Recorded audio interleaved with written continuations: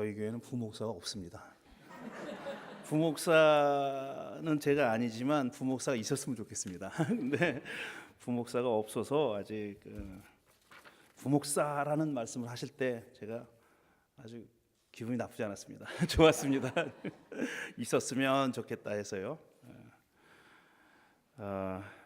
제가 1994년 미국에 갔습니다. 그 전에는 약 8년 동안 여기 같은 시찰에 속해 있는 향림교회에서 거기서 전도사, 준목, 부목사까지 하고 93년도에 미국에 갔고요. 한 교회에서 지금 93년부터 2018년이니까 25년 동안 목회를 하고 있습니다. 어디 부를 데도 없고 갈 데도 없고 그래서 그냥 그렇다고 저를 내쫓지도 않고 그러니까 계속 하고 있습니다. 여기 오니까 옛날 생각이 났습니다. 같은 시찰에 있었으니까 8년 동안 박형규 목사님 계실 때고 근데 이 예배당에 와서 예배 드리는 건 제가 처음입니다. 중부서 앞에는 몇 번 갔었습니다. 그때 얘기하는 거 싫어하시는 분이 혹시 계시는지 모르겠지만 제가 경험한 게 그게 다니까 어쩔 수가 없습니다. 무지하게 추운 날 같습니다. 아주 추운데 여기서 이렇게 그 긴 세월을 예배를 드리는데 더우면 더워서 문제, 추우면 추워서 문제. 그러니까 제가 알기로도 그 추울 때 예배 드리면서 견디지 못한 분들이 여러분 계신 걸 알고 있고 그분들이 또 향림교회 몇 분 찾아오시기도 하셨습니다. 그래서 전에 제1교회 다니다가 너무 추워서 왔습니다 라고 말씀하시는 분이 여러분 계셨습니다. 그런데 또 오늘 들어오다가 성가대에 제가 아주 잘 아는 분이 들어오시더라고요. 윤주삼 집사님은 제가 향림교회 있을 때 그때도 성가대원이셨고 김경수 집사님 반갑습니다. 집사님. 주민등록증을 공개해서 미안하지만 김 집사님하고 저랑 동갑입니다. 그래서 더 동갑이라는 걸 확인하고 아주 그런 적이 있었습니다. 또 뭘 얘기를 해야 되나? 우리 정원진 목사님은 어떻게 얘기를 해야 될까요? 저를 이 기장이라는 울타리에 자리 잡게 만든 분입니다. 저는 원래 예장 합동측 출신이고요. 대학을 졸업하고 그 합동측 신학교에 잠깐 있었어요. 그런데 견디지를 못하고 그만두고 이제 교단을 옮겨야 되겠다 생각하고 기독교 장로교를 생각했죠. 그리고 한신대학원 신학대학원을 진학을 할 걸로 작정을 하고 이제 교회를 찾는데 두 번째로 가본 교회가 향림교회였습니다. 처음에 다른 교회를 갔다가 여긴 아닌가벼 생각하고 향림교회를 왔는데 그때 이제 신학교를 입학했을 때죠. 입학하자마자 얼마 안 됐는데 저희가 동급생이었거든요. 같은 해 신대원을 들어가서 같이 공부하는데 그때 향림교회 청년으로 있었고 정 목사님은 저를 주저앉혔어요. 막 여기도 데려가서 사람도 소개시켜주고 그대로 얘기하면 형 여기 나와야 돼. 제가 몇 살 많거든요. 그러니까 형 여기 나와야 돼. 그리고 저를 주저앉힌 사람이에요. 그러니까 이 기장이라고 하는 헤어나기 힘든 구렁텅이에 저를 빠뜨린 사람입니다. 또 더 개인적인 얘기도 있는데 정 목사님 저보다 먼저 결혼했거든요. 그래서 아이가 있었는데 큰 아이가 저 호연이가 지금은 조금 애가 좀 망가졌는데 그때는 굉장히 예뻤어요. 굉장히 예뻤어요. 이 남자가 이렇게 예뻐도 되나 싶을 정도로 얘는 내가 사위 삼는다. 저는 장가도 안 갔고 아무것도 없는데 사위 삼는다 그래가지고 가르쳤습니다. 호연이한테 나를 장인 아저씨라고 불러라. 그래서 걔는 얼마 전까지만 해도 저를 장인 아저씨라고 불렀습니다. 근데 제가 불행하게도 딸이 없어요. 아들만 있어요. 그래서 실패했습니다. 한 몇 년 전에 LA에서 만났는데 이제 장인 아저씨라고 안 불러도 되죠? 라고 얘기하더라고요. 걔가 20살이 훨씬 넘었을 때인데 그렇게 가까웠습니다. 그 인연으로 제가 여기 와 서 있는 겁니다. 그 제1교회를 그렇게 향림교회 같이 있을 때도 같은 지역에 같은 시찰에 있을 때도 이 건물에 와서 예배를 드리지 못했었는데 물론 회의 같은 건 했지만 그 추운데 바깥에서 예배 드릴 때 몇 번 참석했던 게 다인데 이렇게 와서 여러분들 뵈니까 어떤 생각이 드냐면은 괜히 이런 생각이 드는 거야. 나 좀 빚을 일부라도 좀 갚는다는 느낌? 이거 무슨 생각인지 무슨 마음인지 이해하시겠습니까? 제가 그렇게 제1교회가 고통을 당할 때 몇 블락 건너서 있는 교회인데 같은 성격의 교회고 같은 선교를 하는 교회로서 그 고통에 참여하지 못했다는 그런 부채감이 있는데 어쨌든 이렇게라도 와서 여러분을 뵙고 인사를 드리게 되니까 조금 빚을 좀 약간이라도 청산한 것 같은 그런 느낌이 있습니다. 예, 오늘 종교개혁주일인데 저희는 종교개혁주일을 지내지 않기 때문에 종교개혁에 관한 얘기를 해본 적은 별로 없는데, 물론 늘 하는 게 그 얘기니까 특별히 종교개혁주일이라고 특별히 한 적은 없는데, 어쨌든 제가 이 말씀을 읽으면서 이게 제일 적당하겠다 싶은 생각이 들어서 오늘 이 두 말씀을 선택했습니다. 근데 저희가 디모데전서 말씀 같은 부분을 저희 교회에서 읽으면 중간에 읽질 못합니다. 웃어서 교인들이 뭐 이런 말씀이 다 있나?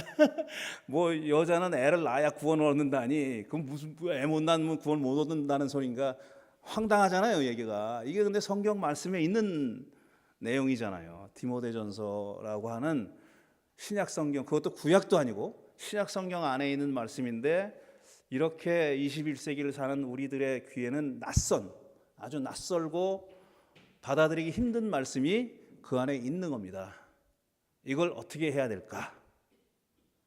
그 말씀만 또 곤란하냐 하면은 아모스에 나와 있는 말씀도 곤란하죠.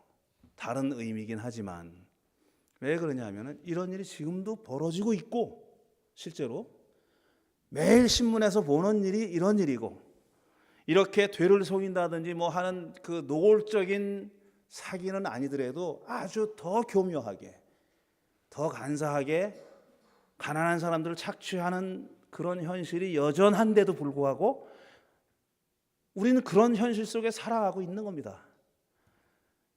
아모스는 기원전 8세기 예언자입니다.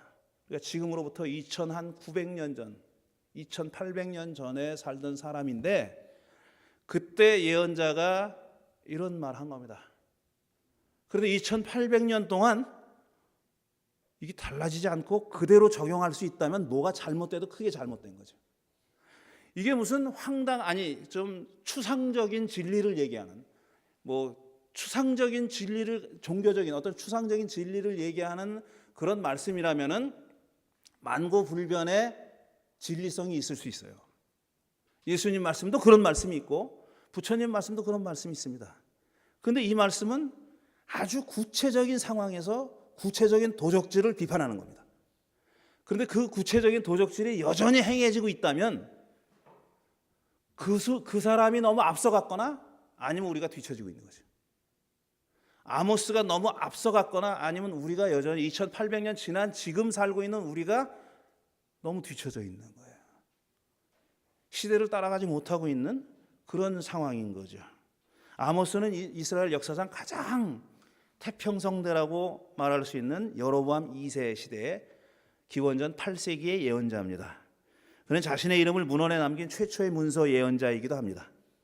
또 그는 남쪽 유다 드고와 출신으로서 가난한 농부이자 목동이었는데 거친 광야에서 양떼를 몰고 다니다가 하나님의 부르심을 받았습니다. 그래서 자기가 사는 동네도 아닌 북쪽 이스라엘에 가서 예언을 한 겁니다. 그러니까 남쪽 사람이 북한에 가서 예언한 거나 마찬가지예요. 북한에 가서 예언을 했는데 무슨 예수 믿고 구원받아라 이런 예언한 게 아니라 북한 사람들이 북한의 잘못된 그런 제도에 대해서 가차없이 비판한 겁니다. 말하자면 죽을 각오를 가고 죽을 각오를 이미 하고 간 사람들인 거죠. 이 사람들은 이 아모스는 그러니까 북한의 지도층, 왕을 비롯한 지도층과 그 다음에 제사장들, 그 다음에 예언자들, 그 통칭 그 사회 지도층들의 그런 비리를, 그런 사람들의 착취를, 야만적인 착취를 가차없이 비판했습니다. 오늘 한 구절을 읽었지만 다른 한 구절만 더 읽어보면 5장에는 이런 얘기가 있습니다. 너희가 가난한 사람들을 짓밟고 그들에게서 곡물세를 착취하니 너희가 다듬은 돌로 집을 지어도 거기에 살지 못한다. 내가 돈이 많아요. 그래서 내 돈으로 마음대로 집을 지을 수 있어요.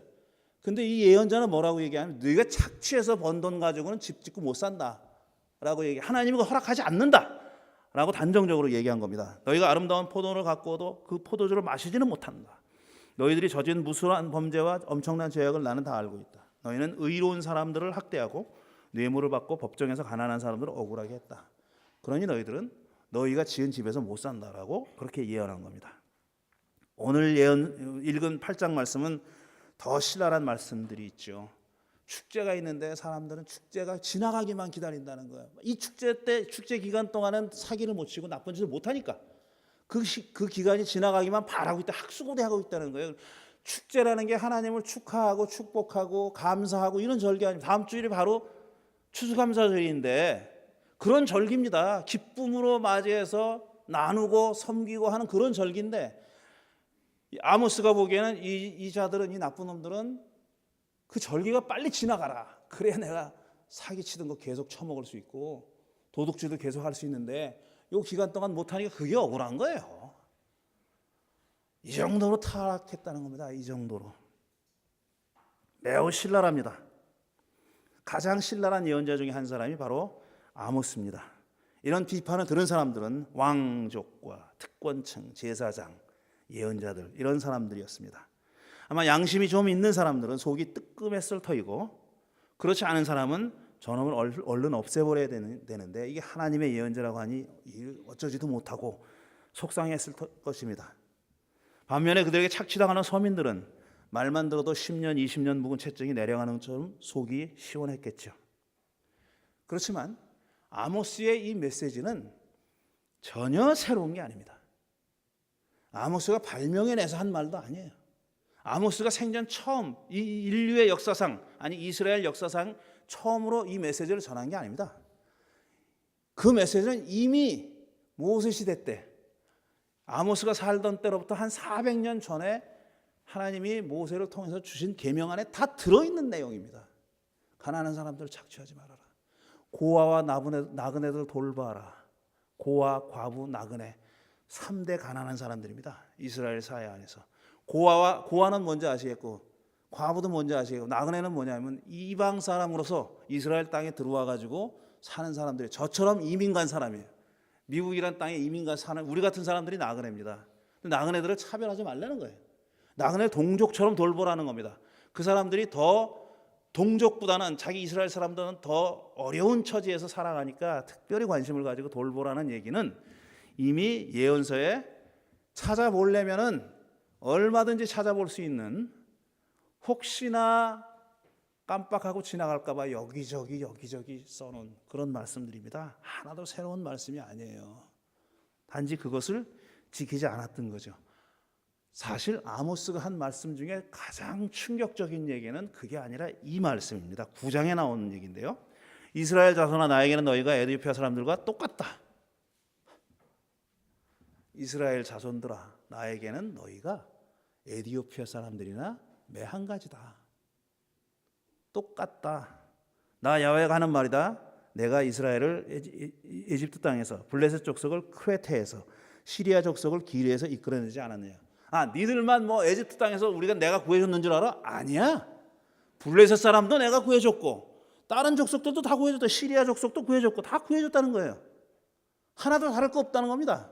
이스라엘 사람이나 에티오피아 사람이나 이스라엘의 철천지 원수라고 하는 블레셋 사람이나 다 똑같다고 했습니다. 차이가 없다고. 나 야훼 하나님이 죄 지은 이 나라 이스라엘을 지켜보고 있다. 이 나라를 내가 땅 위에서 멸하겠다. 단정적입니다. 땅 위에서 멸하겠다. 나의 백성 가운데서 재앙이 우리에게 덮치지도 않고 가까이 오지도 않는다라고 말하는 죄인은 모두 칼에 찔려 죽을 것이다. 그러니까 하나님이 우리를 지켜준다라고 말하는 사람들은 다 칼에 찔려 죽을 거래요. 우리는 이런 신앙을 좋은 신앙이라고 얘기하잖아요. 하나님이 난 잘 믿으니까, 나는 좋은 크리스찬이니까 하나님이 나를 지켜주실 것이다 라고 믿는 신앙을 좋은 신앙이라 그러잖아요. 근데 이 양반은, 아모스는, 그런 사람들은 다 야훼의 칼에 찔려 죽을 거래요.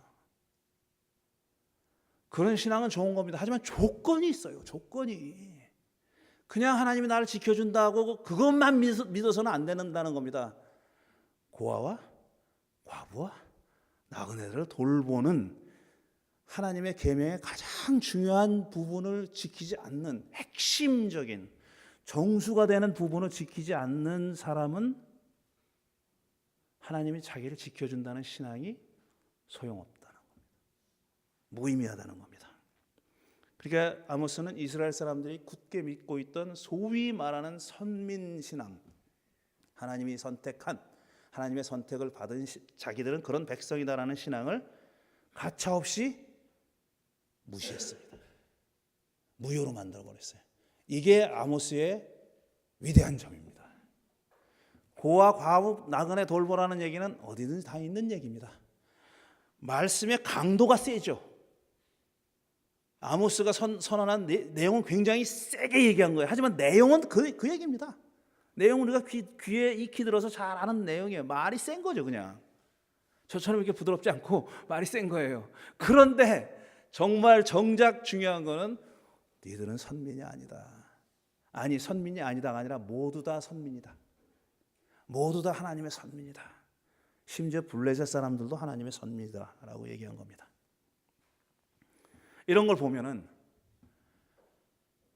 아모스는 너무 앞서가는 개혁을 주장했던 것 같은 느낌이 듭니다.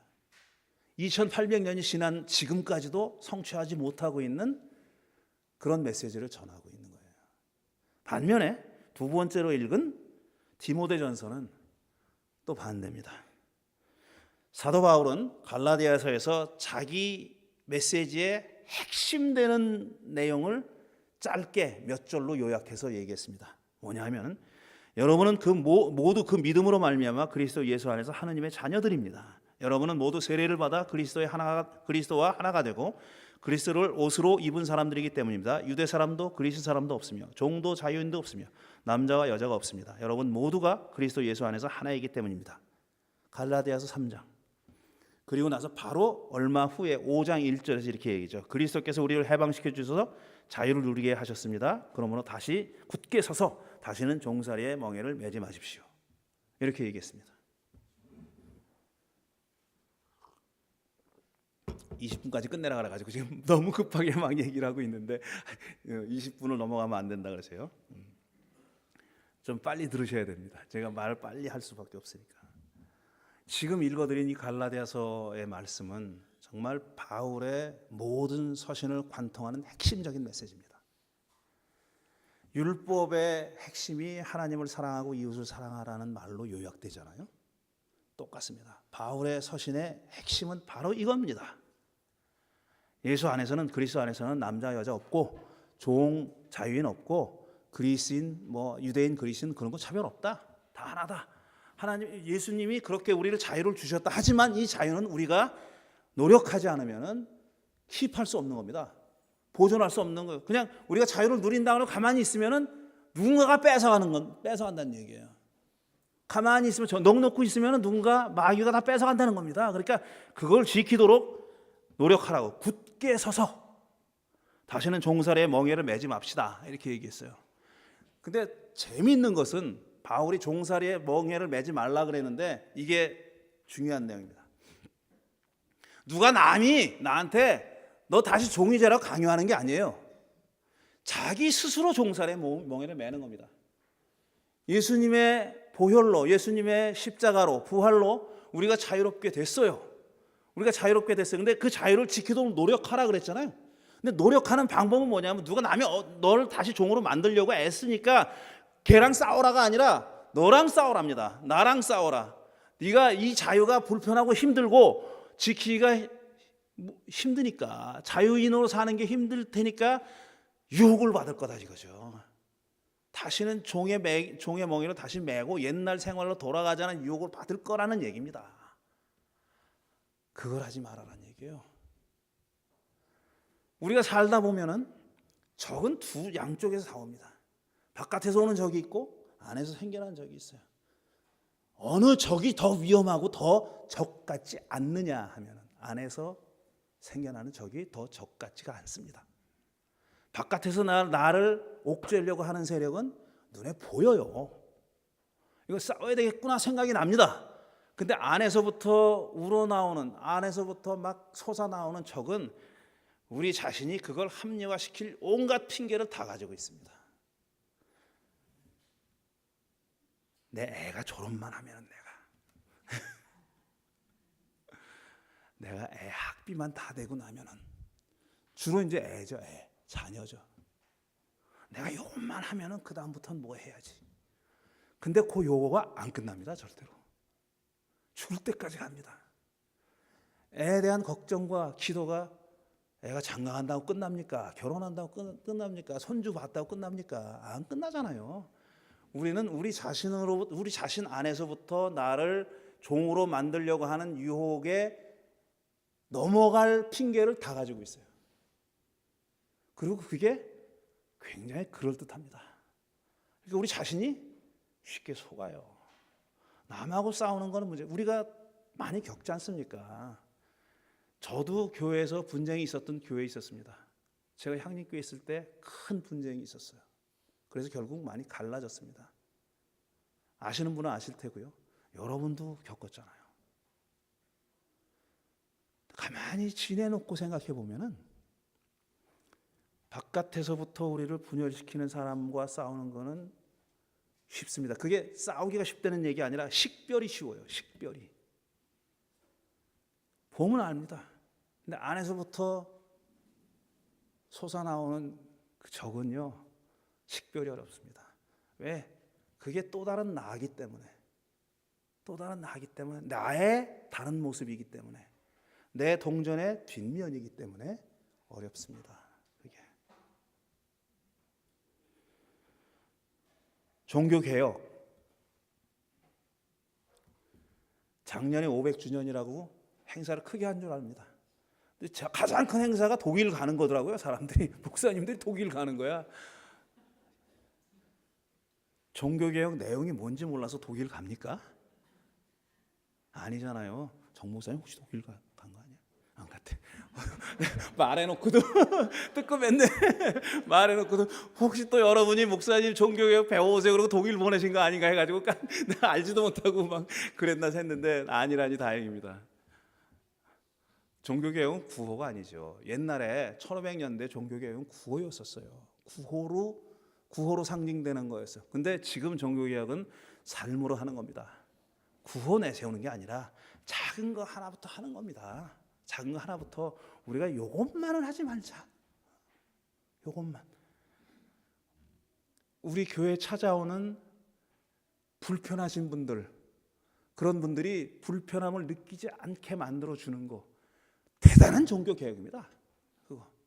우리랑 다른 사람들, 성향이 다르고 신체 조건이 다르고 뭐 어떤 성향이 다른 사람들 있잖아요. 지향하는 바가 다른 사람이 우리 교회에 와가지고 불편해서 못 앉아있겠다 하는 거 안 만드는 거. 저는 그게 가장 중요한 일이라고 생각합니다. 중요한 종교개혁이라고 해서 제가 지금 말씀드리는 게 굉장히 모호하다는 거 알아요. 저도 뭐 1, 2, 3 이거 하자 그렇게 쉬운 줄 아는데 그게 중요한 게 아니라 태도를 바꾸는 거죠. 태도를 용납하는 태도, 환영하는 태도, 환대하는 태도. 누가 됐든지 간에 환영해주고 끌어안아주고 같이 상에 앉혀서 같이 밥 먹고 같이 예배드리고 한 목소리로 기도하고 이렇게 그 사람이 불편한 내가 다르지만 내가 다른 건 알지만 제일교회 교인들하고 다른 건 알지만 이 제일교회 와가지고 전혀 불편하지 않더라. 그러면 중요한 종교개혁을 한 겁니다. 제가 왜 이런 얘기를 하냐면은 실험을 했다 그래요. 어떤 사람들이 예를 들어서 그 환경 호르몬이 많이 들어있는 음식들 많잖아요. GMO 음식이라는 거.